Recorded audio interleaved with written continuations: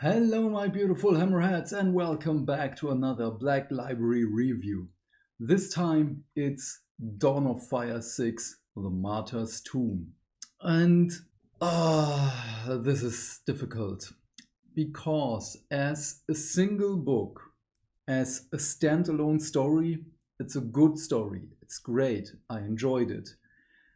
As part of the bigger picture, well, at first I defended the Dawn of Fire series, but the more and more we get into the series, it gets more difficult to defend it. Because, well, I already had the discussion in the comment section with Skywatcher Adapt. It's not even a decade into the Indomitus Crusade. And The Avenging Sun, the first novel, came out in December 2020. So it's been 2.5 years, a little bit more than 2.5 years. And let's just say we're 10 years into the Indomitus Crusade. It's way too slow. I don't care about some of the characters because we get new characters in this book. I don't know if I should care for them because we have characters in the first 3 novels, some of which we never saw again. What about Messinius? Pretty big deal as a character. What about the historiator, the funny one? I even forgot his name.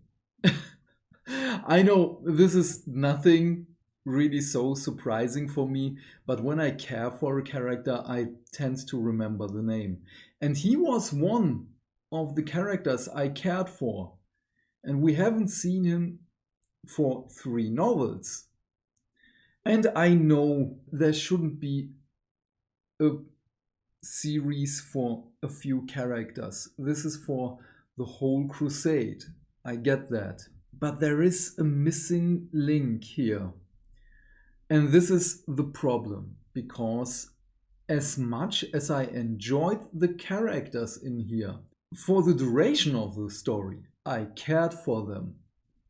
I finished the story a couple of minutes ago, and I'm already in the mood of, now I don't care anymore. I don't know if I want to see them again. And this is the problem with the Dawn of Fire series. But let us get into the book. Yes, we have Canoness of the Order of our Martyred Lady, so Adepta Sororitas, Irinia. Great and amazing character. I really love her character arc. There is mystery behind her, and well, she's depressed because the planet she's defending, Velua is the planet's name, and it really doesn't matter. They're being besieged by, of course, again, Plague Marines. I guess we have to deal with Plague Marines for another 2.5 or 3 years until we are at the Plague War mark, where Gilliman fights Mortarion in Ultramar. This will take a long time. I don't want to see Plague Marines anymore. And this has nothing to do with my favoritism for Tzeentch. It's just the same thing again and again and again. In the second novel, it was Iron Warriors. It was great. That was awesome.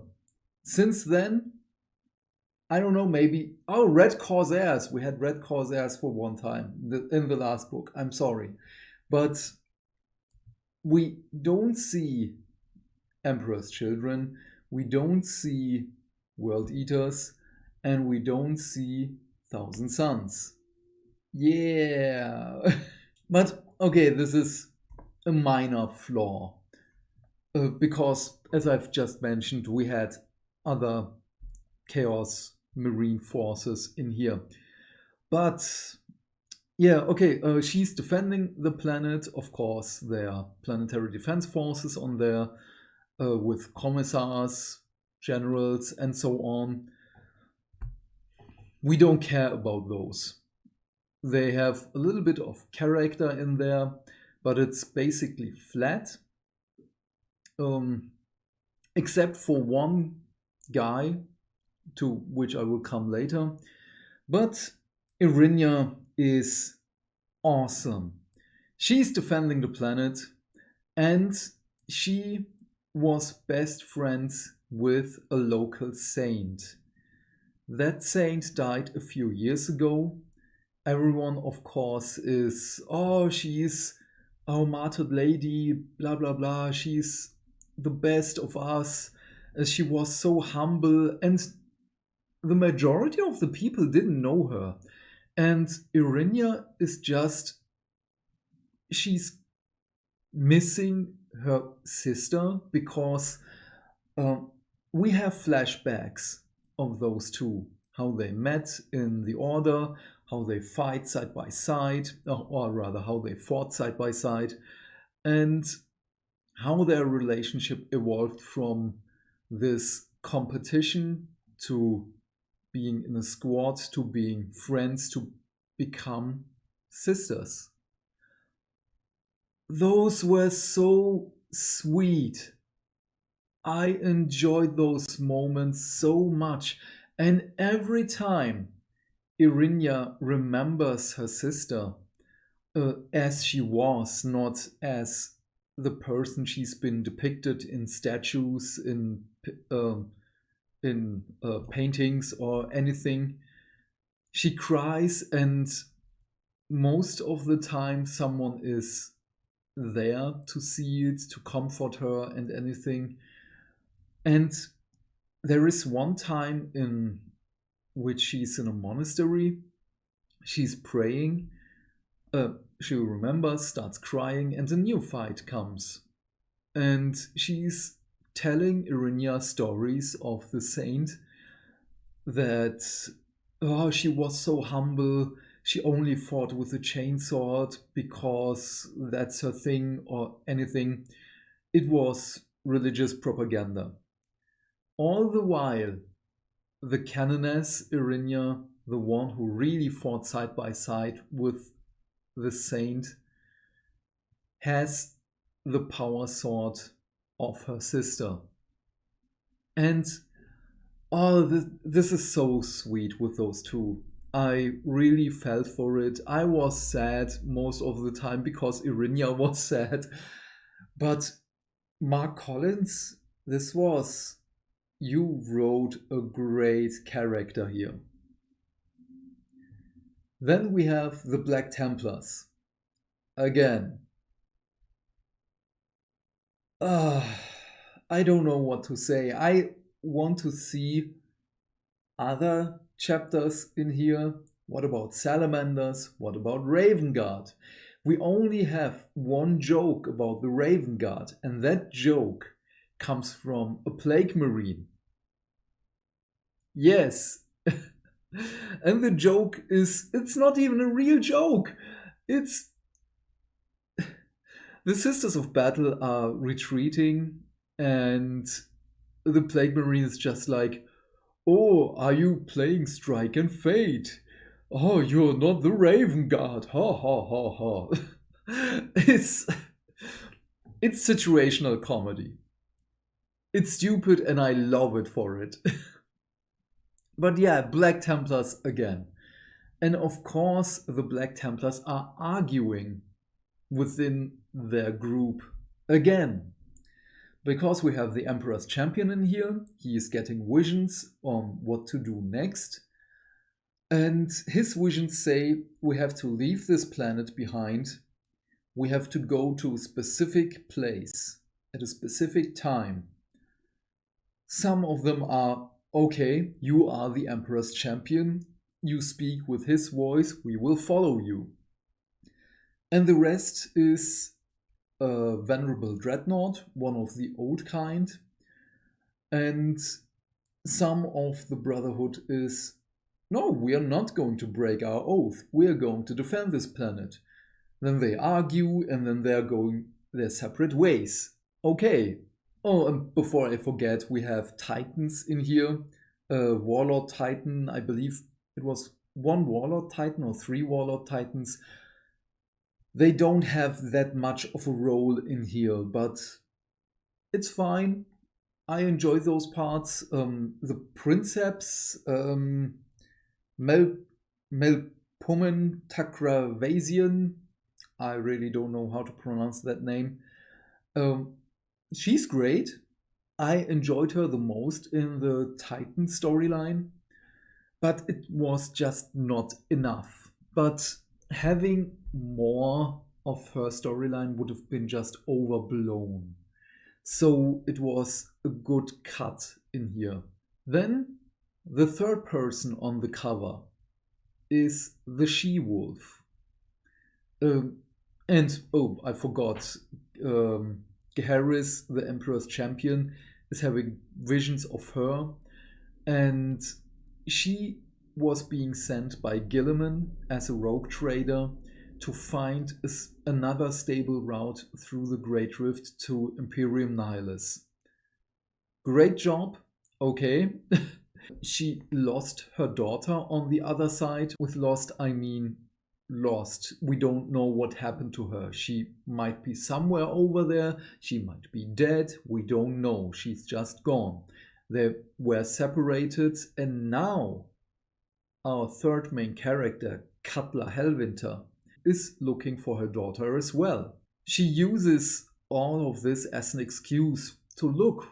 All the while she's being watched by Custodes Augustus, and he's there. He doesn't really have a character. Sometimes Cutler is trying to, well, get a reaction out of him, which is pretty funny. But the funniest parts with Cutler in her storyline are with the Magos astrocartographic. Yazran is his name. Those two are great. I enjoyed the banter between those two because she's making fun of him all the time, that he's basically more machine than man. And he's, of course, Mechanicum. He just reacts in the Mechanicum kind of way. That was great. I enjoyed those parts. And then on the Death Guard side, we have Tool. So Tuul, Tuul. I don't know, for me, he was just a tool because he's a Death Guard Plague Marine. I don't know. It's the same thing I did with the Dante review I edited a couple of days ago. This time it's the number 7, all of the time. And it even begins with, Tool doesn't believe in the holy number. And the more the story evolves around him, he sees more connections to the number 7. And I was so happy at first. So, yeah, maybe I deserve it, I don't know. In hindsight, it is pretty funny that it happened to me right now. But yeah, I really don't remember what his end goal is. I forgot because I did not care for him. And it did not have anything to do with that he's a Death Guard Marine. So his goals, I don't know. That was boring. That's probably why I can't remember it. What I enjoyed with him are the discussions when he meets Sororitas or the Black Templars and how he treats them. That was great. That were the best parts with the Death Guard. How it was awesome. How he treats everyone else and how he looks down on the Black Templars with their eternal crusade, because he's been there on Terra. He's over 10,000 years old. He has seen stuff. He himself literally hit the fan. And It was awesome. So, him as a character, I want to see more of. But his goal, I don't know. And in here, the fighting was rather interesting on some points because we have, let us just say, he's a traitor and he's being captured by the Sisterhood. And what does the Sisterhood do? Well, he's not an narco-flagellant after he's being captured. No, that would be boring. With that, we wouldn't have his point of view of becoming a mortifier or a penitent engine. That was gruesome. That was. I really stopped there for a moment and thought, damn, I know what those machines are, but this is hard. So that was really awesome. I enjoyed this part. And of course, to know how he reacts to his surroundings after he's being interred into this machine, great, because we have the mirror of the dreadnought on the other side, the one who's pretty much doing it willingly, and he's still pretty there, so he knows what's going on. He really knows what's happening, which is pretty important for a venerable dreadnought, especially one who leads a group of Black Templar Crusaders. Yeah, oh, sorry, I digress, but it kind of fits in here because the dreadnought and Tool of the Death Guard, they have a discussion.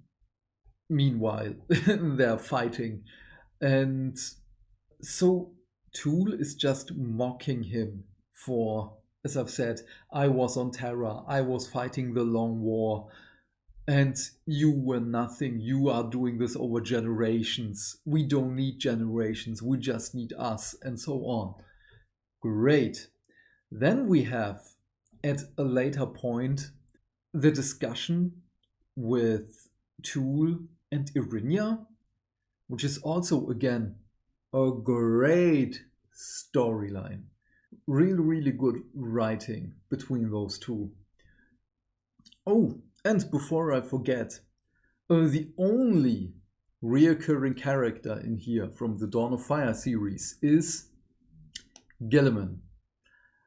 And he's not even really there. It's just a hologram. He's talking as... Oh no, it's not really talking. So Irinia remembers how she got her position and her task of what she's going to do and stuff from Gilliman and from the High Abbess Morven Val. But both of them aren't even there. It's just a hologram. It's a couple of paragraphs here and there. It's not really worth mentioning. Sadly, the other thing that bugs me in here is the disconnection to the whole of the crusade.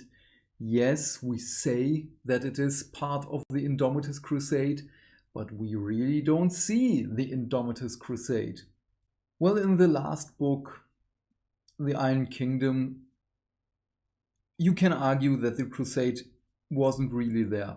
But the thing is that in Iron Kingdom, they came as a crusade fleet to do their things, to, well, resupply and so on. And in here, it's just like, okay, we have this task to find another path through the Great Rift. Okay, so yeah, this is...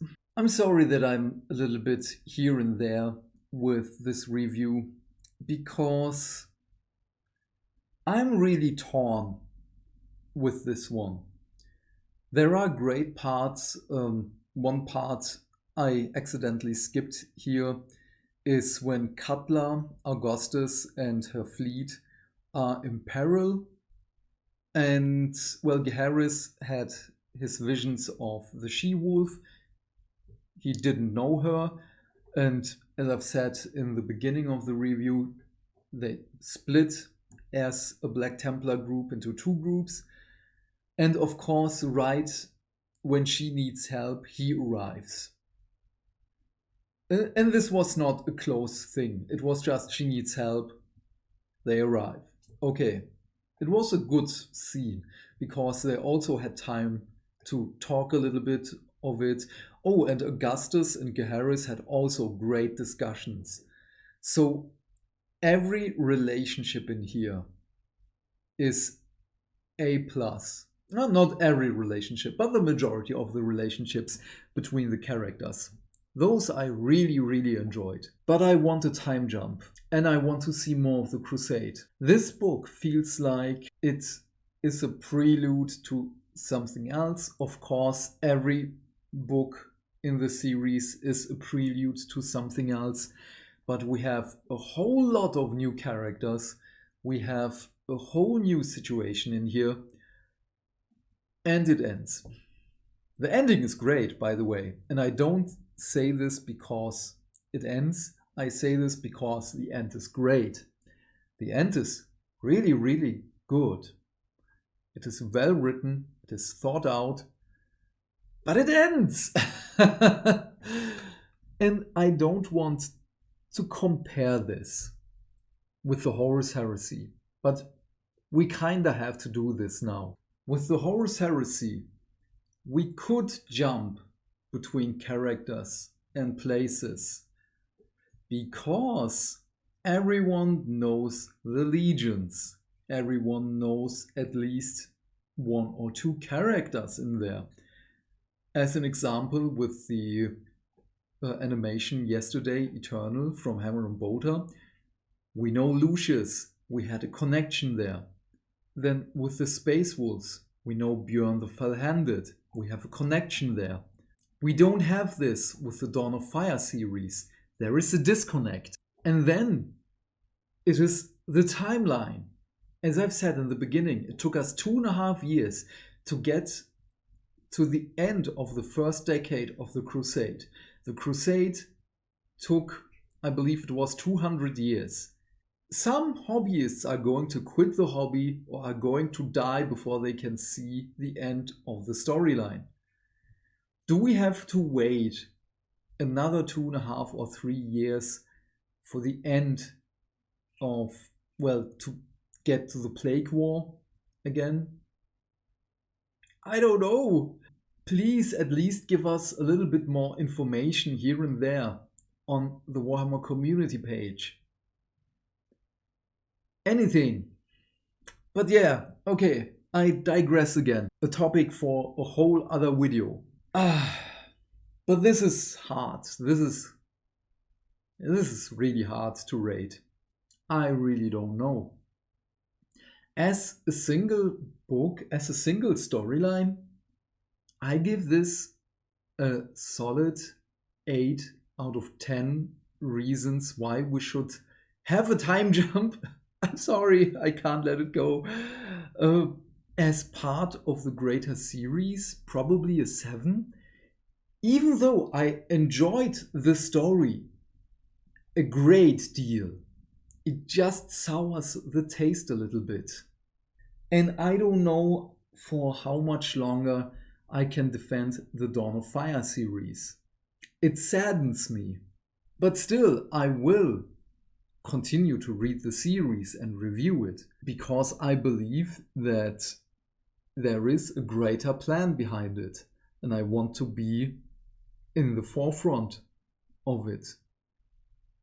But again, there are missing characters. At least in Iron Kingdom at the end we had the Athenaeums and the Hands of Abaddon. Here we had nothing. Probably we had something with Tool and I missed it because he himself is rather boring, except for his viewpoints of the universe and his discussions with the other characters. But yeah, this already takes too long. I'm sorry. What are your thoughts on all of this? Please leave your thoughts and questions in the comment section down below. I am keen to know what you have to say. And while you're down there, do all the YouTube stuff because hitting buttons is fun. If you want to support the channel and you don't know what to say, just write the Martyr's Tomb in the comments. Oh, and by the way, I love the reference of the title with the story in the book. I won't spoil it. Have a great day, my friend. Stay fantastic. Stay hydrated. And I will see you in the next video. Bye.